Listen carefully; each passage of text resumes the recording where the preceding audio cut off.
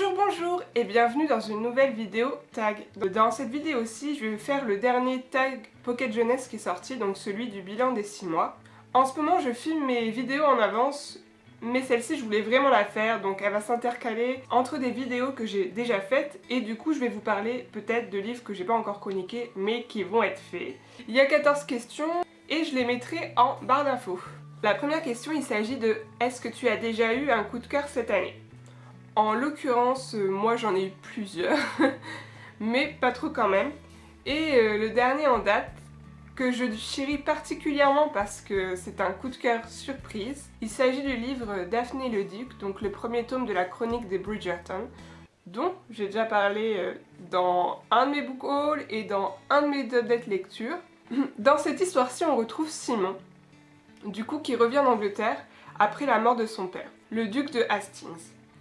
Simon, quand il était petit, il était bègue et du coup son père l'avait un peu renié à cause de ça. Mais finalement, vu qu'il est mort, il est à la tête d'une très grande fortune. Et donc, lors d'un débat où il doit absolument assister du fait de sa position, il rencontre Daphné, donc l'aînée des filles Bridgerton, et la petite sœur de son meilleur ami. Et s'ensuit du coup leur romance sur fond d'époque victorienne, enfin... Les romances historiques, c'est vraiment mon dada, donc je suis tombée amoureuse de ce livre. Il était drôle également, enfin bref. Vraiment un coup de cœur surprise parce que je pensais m'en tenir à une romance historique tout à fait normale et finalement il m'a bluffé. La deuxième question, il s'agit de « As-tu lu un livre Pocket Jeunesse ?» Vu que c'est le tag Pocket Jeunesse, c'est normal. Et la réponse est oui, et même plusieurs. Mais le dernier que j'ai lu, donc que je n'ai pas encore chroniqué parce que j'ai tourné mes autres vidéos en avance, il s'agit de Cinder. Dans cette histoire-ci, on retrouve Cinder qui est une jeune fille mi-humaine, mi-cyborg, dans un néo-Benjin très futuriste. Et en fait, Cinder est chargée de réparer l'android du prince Kai qui contient des informations assez délicates apparemment.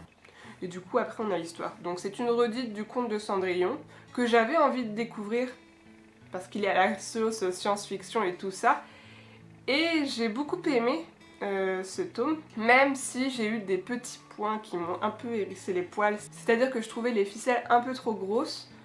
Mais franchement, j'ai vraiment beaucoup aimé et je vais lire la suite. Et en plus, j'ai entendu dire que la suite était encore meilleure, donc... La question suivante, c'est « As-tu découvert un nouvel auteur cette année ?» En l'occurrence, j'ai découvert un tas de nouveaux auteurs parce que comme j'étais au Canada à faire mes études, j'avais pas lu depuis un bon bout de temps avant cette année en fait, donc avant janvier. Et du coup j'ai découvert un tas de nouveaux auteurs qui marchent vraiment bien parce que j'ai pris énormément de retard à cause de mes études sur la lecture. Et donc entre autres j'ai découvert Sophie Jomain, que franchement j'adore et qui est devenue une de mes auteurs préférées. Christelle Dabos, donc avec sa trilogie La Passe Miroir. Et plein de nouveaux auteurs vraiment prometteurs, aussi bien francophones que anglophones. Donc la prochaine question concerne justement les auteurs préférés et elle s'intitule « As-tu lu tes auteurs préférés ?» Logique. En ce qui me concerne, comme je vous l'ai dit, j'ai de nouveaux auteurs préférés, dont Sophie Jomain, mais pour ce qui concerne mes anciens auteurs préférés tels que Trudy Canavan, Pierre Bottero, Tolkien, en fait non, j'ai pas lu de romans de eux, même si Trudy Canavan en a sorti des nouveaux, et du coup, ça sera peut-être pour plus tard. Donc la prochaine question c'est « As-tu terminé une série ?» En ce qui me concerne, j'en ai terminé plusieurs. Je les ai vite commencées mais je les ai vite terminées. Et donc la dernière que j'ai terminée, il s'agit de Insaisissable, avec le premier tome Ne me touche pas. Donc dans cette histoire-ci, on retrouve Juliette, qui est une jeune fille enfermée dans un asile parce que le pouvoir qu'elle a, c'est que dès qu'elle touche quelqu'un, elle peut soit le tuer, soit lui faire vraiment très mal. Et un beau jour, dans sa cellule, au bout d'un an, arrive Adam, un jeune garçon qu'elle connaissait d'avant son enfermement et dont elle était amoureuse. Et Adam s'avère être un soldat qui travaille pour le rétablissement, donc le gouvernement qui est en place chez Juliette. Et ils veulent se servir de Juliette comme d'une arme.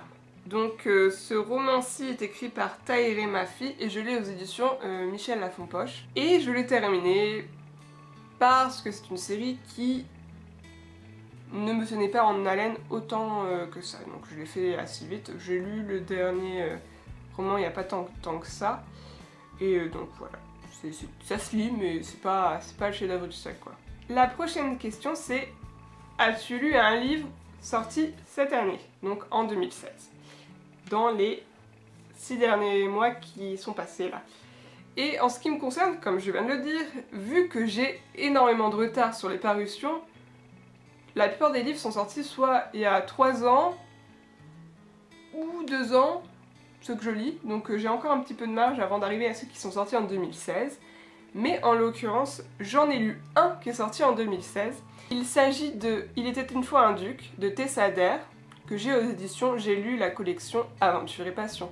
Ma collection favorite de chez J'ai lu, étant donné qu'elle ne fait que des romances historiques. Donc dans cette histoire-ci, on retrouve Izzy, qui est une jeune fille qui vient de perdre son papa et qui du coup se retrouve à la rue, sans argent. Et par un coup du hasard, elle se retrouve héritière d'un château en Angleterre. Mais ce château est encore habité par le précédent propriétaire, qui est un duc aveugle. Et du coup, on a toute, bien sûr, la romance. Et j'ai vraiment beaucoup aimé cette histoire, elle est vraiment sympathique, c'est vraiment drôle, il y a plein de petits rebondissements dès qu'il se passe quelque chose entre eux.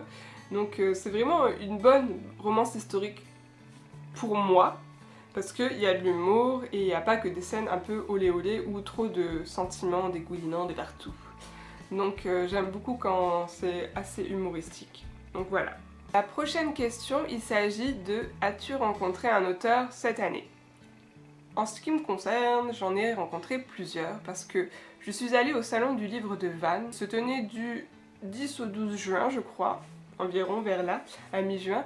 Et donc, bien sûr, j'ai fait une razzia que vous allez voir dans le prochain book haul qui arrive début juillet.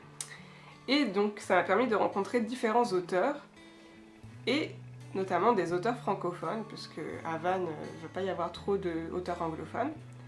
Et vraiment, c'était sympathique, j'ai aimé cette expérience. J'avais jamais fait encore de salon du livre, et là, franchement, j'ai été conquise. J'ai fait des belles découvertes, j'ai commencé à lire certains des livres que j'ai achetés, et franchement, c'est prometteur, c'est vraiment prometteur. Alors la prochaine question c'est: attends-tu avec impatience un livre qui va sortir dans la seconde moitié de cette année? Et la réponse est oui, mais alors oui, oui, oui. J'attends avec impatience le 3e tome de la Passe Miroir. Donc j'espère qu'il sortira genre en novembre comme d'habitude. Mais là j'en peux plus, je veux vraiment savoir, je suis tombée amoureuse du style de Christelle Dabos, de ses personnages, de son histoire. Franchement, c'est une série que je recommande énormément. Donc dans cette série-là, on retrouve Ophélie, qui est une jeune fille qui vit sur l'arche d'Anima. Et elle a le pouvoir de passer par les miroirs et de lire le passé des objets dès qu'elle les touche. Et un beau jour, on apprend à Sophie qu'elle doit se marier avec Thorn, donc un jeune homme de l'arche du pôle, donc comme son nom l'indique, c'est le pôle Nord, et du coup elle doit quitter sa famille. Sauf qu'en fait, Thorn n'est pas très sympathique, et le pôle, c'est pas l'endroit le plus sympathique du monde. Elle va devoir s'y cacher, il y a beaucoup d'intrigues aussi, elle va devoir résoudre pas mal de problèmes. C'est vraiment haletant comme livre, et c'est vraiment super. Je m'excuse pour le bruit de la machine à laver qui est en mode essorage et qu'on doit entendre, je pense. Bonjour essorage. Alors, la prochaine question c'est: as-tu lu un roman sans histoire d'amour? Alors, un roman sans histoire d'amour, c'est quand même assez difficile à trouver, je trouve. Que ce soit dans tous les registres, généralement il y a toujours une petite histoire d'amour, pas forcément bien développée, mais au moins qui existe. Mais j'ai trouvé, et en fait il s'agit de ma dernière lecture, donc il s'agit de Néréliat, le premier tome des Chroniques de Carne, écrit par Simon Sana Ujas, et que j'ai aux éditions Bragelonne. Et même si Carne, en l'occurrence, a eu une histoire d'amour qui s'est mal finie précédemment, et ben il n'en a pas dans ce tome-là. Et j'avoue que ça fait du bien honnêtement des fois. Des fois de pas avoir de histoire d'amour ni de sentiments un peu dégoulinants, ça fait du bien de temps en temps. Donc dans cette histoire-ci, on retrouve Karl, qui est un jeune soldat en déroute, on va dire. Il a fui une bataille et il s'est embarqué sur un bateau, clandestinement. Et en fait, ce bateau est détruit par des monstres et il se retrouve recueilli par des pirates après diverses aventures. Et donc on assiste à une chasse au trésor, mais dont personne ne sait en fait le trésor. Donc j'ai vraiment beaucoup aimé cette histoire, c'est un petit livre qui se lit assez rapidement. Et puis, on entre direct dans le sujet là, c'est vraiment de l'action qui se passe, c'est pas genre descriptif, super descriptif, non non non. Vraiment le vif du sujet et j'ai vraiment beaucoup aimé ça.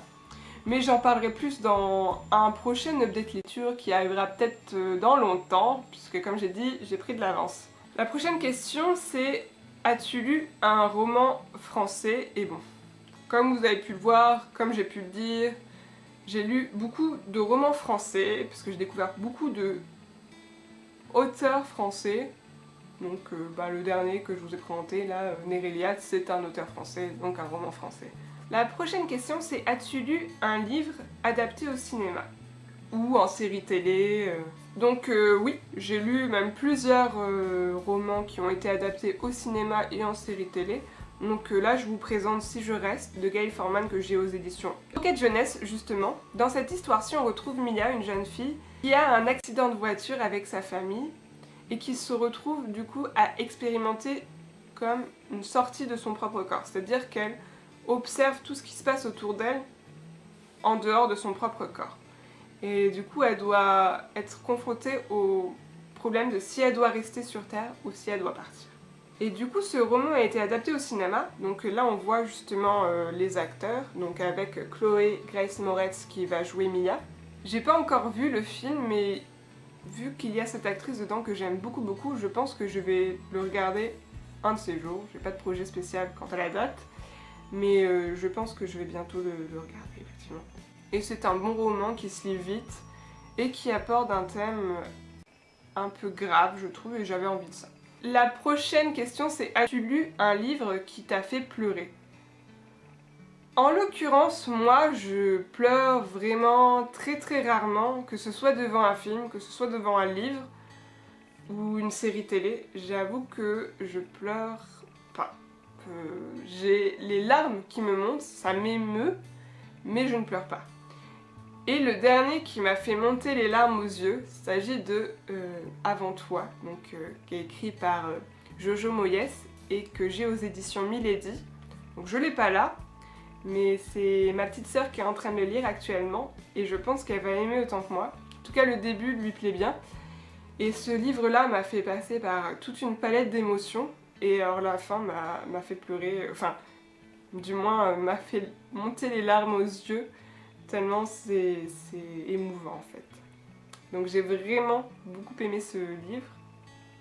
Dans ce livre aussi on retrouve Lou, qui est une jeune fille anglaise qui se retrouve sans emploi à la suite de la fermeture du café où elle travaillait et qui du coup se retrouve engagée comme aide-soignante par une famille riche pour s'occuper d'un jeune tétraplégique. Du coup après c'est leur histoire. J'ai vraiment beaucoup aimé cette histoire, c'était vraiment une histoire super émouvante, je me répète mais elle m'a vraiment touchée et qui aborde un thème vraiment difficile qui est le handicap. Avant-dernière question, il s'agit de: as-tu lu un roman historique? Donc comme vous vous en doutez au vu de ce que j'ai déjà présenté sur ma chaîne, j'adore les romances historiques. Mais si on veut vraiment un vrai roman historique, c'est-à-dire pas une romance historique, oui j'en ai lu également. Donc le dernier en date c'était La voleuse de livres, donc écrit par Marcus Zusak, je sais toujours pas si ça se prononce comme ça mais je vais le prononcer comme ça, et que j'ai aux éditions Pocket. Donc dans cette histoire-ci on retrouve Liesel, une jeune fille qui va être adoptée par un couple d'Allemands qui habite près de Munich dans une petite ville, et donc cela se passe sous l'occupation nazie et on a la vie de Liesel donc pendant la Seconde Guerre mondiale. J'ai beaucoup aimé ce livre pour plusieurs raisons. J'ai sorti l'update lecture il n'y a pas si longtemps que ça, donc si vous voulez avoir mon avis plus poussé, n'hésitez pas. Mais tout simplement parce qu'il se déroule à la manière d'un conte et on voit des personnages que l'on voit peu souvent dans les romans sur la Seconde Guerre mondiale, c'est-à-dire des pauvres gens qui vivent sous le régime nazi mais qui ne sont pas forcément nazis, donc des Allemands de tous les jours en fait. Donc c'était un point de vue intéressant que j'avais envie de voir. Donc la dernière question, il s'agit de « As-tu lu un roman que l'on t'a conseillé ?» En ce qui me concerne, je suis énormément de chaînes booktube, de blogs, de lecteurs, donc je vois différents conseils qui passent, différentes idées de lecture, mais pour ce qui est de vraiment m'être fait conseiller en face à face par quelqu'un, le dernier livre que l'on m'a conseillé, c'est ma maman qui me l'a conseillé parce qu'elle l'a vraiment adoré. Il s'agit de La vérité sur l'affaire Harry Kéber, donc écrit par Joël Dicker et que j'ai aux éditions de Fallois Poche. Et donc dans cette histoire, on retrouve Marcus, qui est un jeune écrivain qui, après avoir écrit son premier roman qui a été vraiment adoré, se retrouve avec le syndrome de la page blanche pour son deuxième roman. Donc il décide d'aller se ressourcer chez son mentor Harry Kéber, et là il découvre que Harry Kéber a une liaison avec une certaine Nola Kellergan qui à l'époque avait 15 ans alors que lui en avait 34 il me semble. Et bien sûr, quelques temps après, on découvre les restes de Nola dans le jardin d'Harry. Et donc on a l'enquête que Marcus fait avec l'aide de la police pour savoir qui a tué Nola finalement. Et j'ai beaucoup aimé ce roman, on va vraiment de rebondissement en rebondissement. D'habitude je suis pas trop policier, enfin j'en lis quelques-uns et ça fait vraiment partie des bons policiers. Donc si vous voulez en savoir un peu plus sur mon avis, n'hésitez pas à aller voir mon ancien update lecture, enfin mon dernier update lecture. Je sais que dans ce dernier update lecture, je me répète pas mal et là j'avoue que je vais travailler sur ça. Donc voilà pour ce tag Pocket Jeunesse que je viens de terminer, qui fait le bilan des 6 premiers mois de l'année.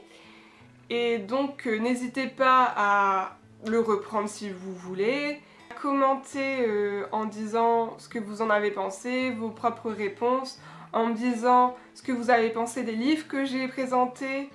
Enfin bref, commentez, j'aime vraiment ça, et c'est vraiment ce que je veux sur ma chaîne. Je suis également sur Instagram maintenant. N'hésitez pas à aller voir ce que je publie en rapport avec ma chaîne. Donc le Instagram c'est Marinette & Books comme ma chaîne. Et donc je vous dis à bientôt pour une nouvelle vidéo et bisous bisous.